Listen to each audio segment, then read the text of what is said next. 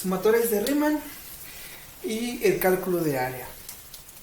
Bueno, ahora vamos a ver cómo podemos estimar el área bajo una curva utilizando las sumatorias de Riemann. En este caso vamos a calcular el área que hay bajo esta función, que es una línea recta, y lo vamos a hacer para el intervalo desde 0 hasta 2. En este caso eso me define el límite inferior del intervalo denotado por la letra A igual a 0 y el límite superior del intervalo como B. La función, como esta es una recta que pasó por el origen, la función es y igual a x. Entonces, para ello vamos a partir el intervalo en n segmentos. Y en cada segmento vamos a pintar un rectángulo. Aquí está pintado uno de ellos, todavía no lo termino, que me va a aproximar el área bajo la recta en determinado intervalo.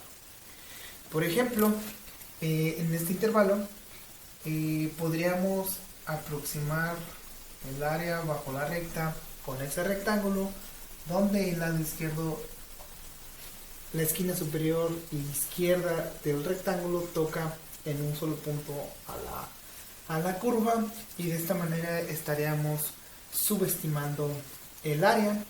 La otra opción es que la esquina superior derecha del rectángulo toque a la curva, en este caso recta, y en este caso tomar todo este rectángulo, y en este caso estaríamos sobreestimando el área, y este cachito que sobra sería precisamente la sobreestimación.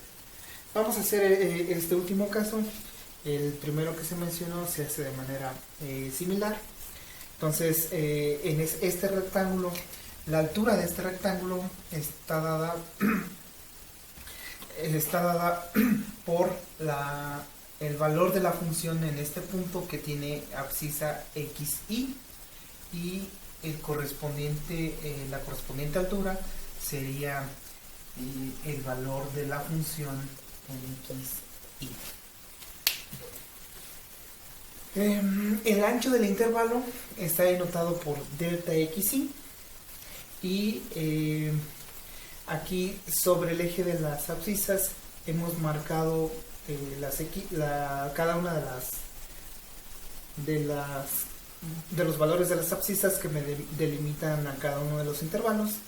El primer valor de la x sería x0, que coincide con el valor del límite inferior del intervalo.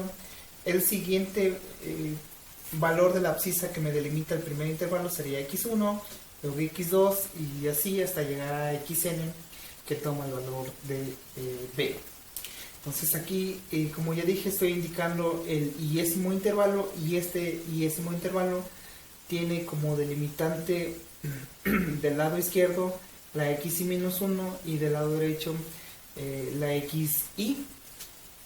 Entonces, el área de este iésimo intervalo sería el área del rectángulo, que tiene como base delta xy, y como altura la función evaluada en xy. De tal manera que el área total bajo la curva sería la suma de cada uno de los rectángulos que no están indicados en la figura, pero que podemos dibujar. Y eso nos daría una sumatoria desde i igual a 1 hasta n del área de cada uno de estos rectangulitos. Sustituyendo lo que obtuvimos acá, eso nos daría la siguiente expresión.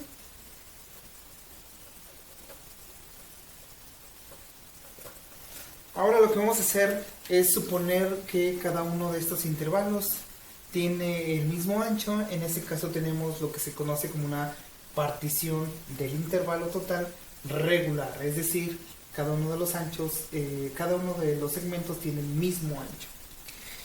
¿Cómo calculamos ese ancho? A partir del intervalo completo y del número de particiones, que en este caso es n. Entonces el límite superior, que es b, le restamos el límite inferior y lo dividimos entre el número de intervalo que deseamos. En este caso sabemos que b vale 2 y a vale 0 y n pues es el número de particiones que deseamos. Y eso nos da 2 sobre n. Ahora bien, vamos a determinar los valores de cada una de las abscisas que delimitan a cada uno de los segmentos. Aquí están enumerados x0, x1, x2, x3, x2, x3, etc. Y el primero x0 pues es el límite inferior que vale 0. El siguiente x1 tiene el valor de lo que tenía x0 más el ancho del intervalo, que es delta x. x2 sería lo que tenía x1 más el ancho del intervalo, x3 igual, así hasta el la yésima x y hasta la última x. Entonces aquí necesitamos sustituir lo que vale x0, que lo tenemos acá arriba. Eso nos da 0 más delta x y obtenemos delta x, que lo vamos a sustituir en la ecuación de abajo. x1 vale delta x más delta x nos da 2 veces delta x.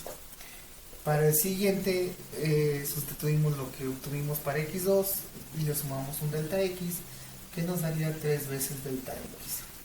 Y si se fijan, este 3 es precisamente el índice que aparece aquí, de tal manera que para la yésima x simplemente extrapolamos al resultado anterior, entonces sería y veces delta x. Y para la última x, esto sería simplemente n veces delta x. Por otro lado, como conocemos la función, entonces la evaluamos en xy y eso simplemente nos da xy. Sustituyendo el valor de xy, eso es y veces delta x. Por lo tanto, la aproximación para el área sería la sumatoria desde i igual a 1 hasta n de f de xy por delta xy.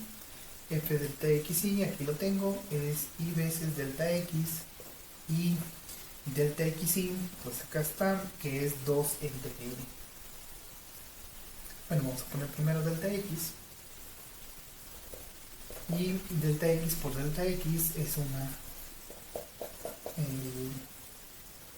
delta x cuadrada. Y ahora sí, sustituimos lo que vale delta x, que es 2 sobre n, y nos queda y veces 2 entre n al cuadrado.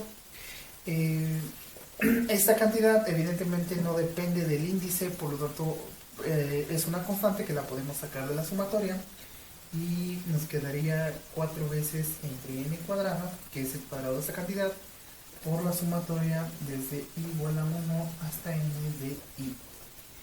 Y aquí vamos a usar el resultado que obtuvimos anteriormente para la sumatoria de i, desde i igual a 1 hasta n, que era n por n más 1 entre 2. Esta n se me cancela con una de aquí abajo y 4 entre 2 me da 2 entre n por n más 1.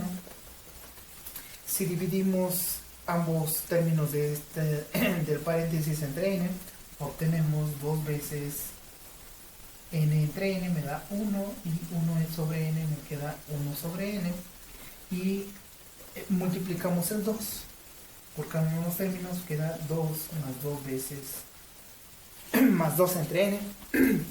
Y como sabemos si este resultado es correcto o no, o qué tan buena aproximación es, notando que el área bajo esta curva en el intervalo de 0 a 2 nos delimita un triángulo de base tamaño 2 y de altura tamaño 2, dado que la función es la función identidad. Y el área de un triángulo de base 2 y altura 2 es 2. Entonces, en este caso sabemos el resultado exacto, que es 2. Por lo tanto, como ven, nuestra aproximación es muy buena y se vuelve mejor conforme el número de particiones lo aumentamos. En este caso, entonces podemos concluir que esta suma de Riemann se aproxima mejor a la integral o se vuelve exacta en el límite en que n lo mandamos a infinito, en cuyo caso este término se hace 0 y obtenemos únicamente 2, que es el resultado correcto.